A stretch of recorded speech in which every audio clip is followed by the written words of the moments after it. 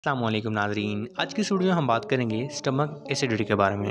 दोस्तों एसिडिटी एक ऐसी कंडीशन है जब मैदे में हाइड्रोक्लोरिक एसिड ज़्यादा बढ़ जाता है, जिसकी वजह से एसिड जो है वो खुराक की नाली में जाना शुरू हो जाता है, जिससे हमें सीने में जलन और तकलीफ़ महसूस होती है। दूसरे से हम मेडिकल ज़बान में GERD यानी गैस्ट्रोइसोफेजियल रिफ्लक्स डिजीज़ कहते हैं। इसी तरह से हम आम ज़बान में मैदे की तेज़ाबी या एसिडिटी बोलते हैं। दोस्तों मैदा हमारे जिस्म का एक आर्गन है जो कि खुराक को डाइजेस्ट करने में मदद देता है।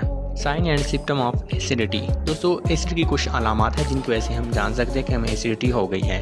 दोस्तों नंबर 1 पे आएगा सीने में जलन होना। दोस्तों सीने में जलन इस वजह से होती है क्योंकि जब मैदे में हाइड्रोक्लोरिक एसिड बहुत ज़्यादा बढ़ जाता है तो वो खुराक की नाली में ऊपर को रिफ्लक्स करता है, जिसकी वजह से हमें सीने में तकलीफ़ और जलन महसूस होती है। दोस्तों बाज़ औक़ात अगर ये बहुत ज़्यादा बढ़ जाए तो ये गले तक भी पहुँच जाता है, जिससे हमें गले में भी काफ़ी तकलीफ़ महसूस होती है।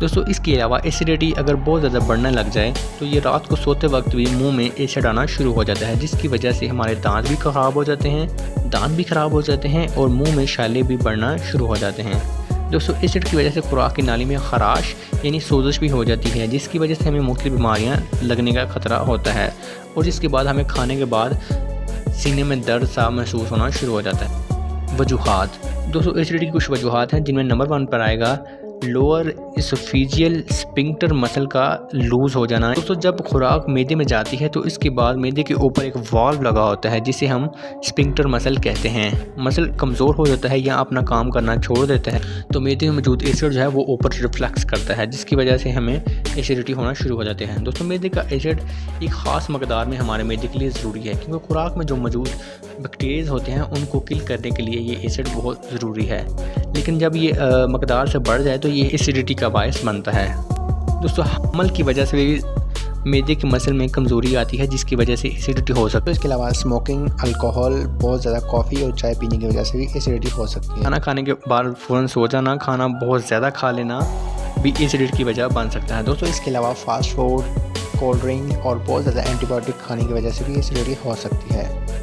दोस्तों इसके बाद आएगा मोटापा। दोस्तों पेट पर बहुत ज़्यादा जो मांस होता है उसकी वजह से स्टमक पर बहुत ज़्यादा दबाव पड़ता है, जिससे स्फिंक्टर मसल जो है वो लूज़ हो जाता है और एसिड जो है वो ऊपर खुराक की नाली में आना शुरू हो जाता है, जिसकी वजह से हमें एसिडिटी महसूस होती है। ट्रीटमेंट। दोस्तों एसिडिटी को ट्रीट करने के लिए 2 तरीके इस्तेमाल किए जाते हैं। नंबर 1 पे आएगा लाइफस्टाइल एंड नंबर 2 पे आएगा मेडिसिन। दोस्तों नंबर 1 पे लाइफस्टाइल जो है, इसमें हमें अपने लाइफस्टाइल को ठीक करना होता है, यानी खाना खाने के फ़ौरन बाद हमें सोना नहीं है।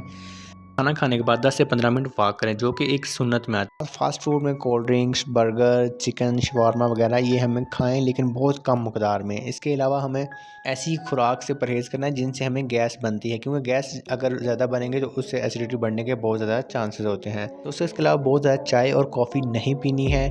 हेल्थी डाइट खानी है, मिसाल के तौर पर आपने जूसेस पी लिए या फ्रूट वगैरह खा लिया, और ऐसी ड्रिंक्स, अल्कोहल वगैरह आपने नहीं पीनी जिनकी वजह से आपको एसिडिटी हो सके। तो इसके अलावा हम आएंगे मेडिसिन के ऊपर। दोस्तों इसकी मेडिसिन में एंटी एसिड मेडिसिन इस्तेमाल होती हैं, मिसाल के तौर पर सिरप डाइजेक्स हो गया, सिरप मेनासिड हो गया और कैप्सूल नेक्सियम और राइजिक वगैरह। ये ऐसी मेडिसिन सारी जो कि एसिडिटी को कम करती हैं। दोस्तों मेडिसिन इसका परमानेंट हल नहीं है, इसका हम परहेज़ कर और इसके बाद इसकी परमानेंट जो इलाज है वो है सर्जरी। दोस्तों इसकी सर्जरी में स्टमक के ऊपर जो स्फिंक्टर मसल होता है उसको थोड़ा टाइट कर दिया जाता है, जिसकी वजह से जो एसिड बनता है वो ऊपर खुराक की नाली में नहीं जाता और हमें एसिडिटी होने के चांसेस बहुत ज़्यादा कम हो जाते हैं। इसके अलावा हमें अपने मोटापे को कंट्रोल करना होगा, अपने वज़न को हम एक नॉर्मल लिमिट के अंदर रखें, जिसकी वजह से हम एसिडिटी से बच सकते हैं। उम्मीद करता हूँ कि आपको वीडियो पसंद आई होगी। अगर वीडियो पसंद आई तो वीडियो को लाइक और शेयर कर दें।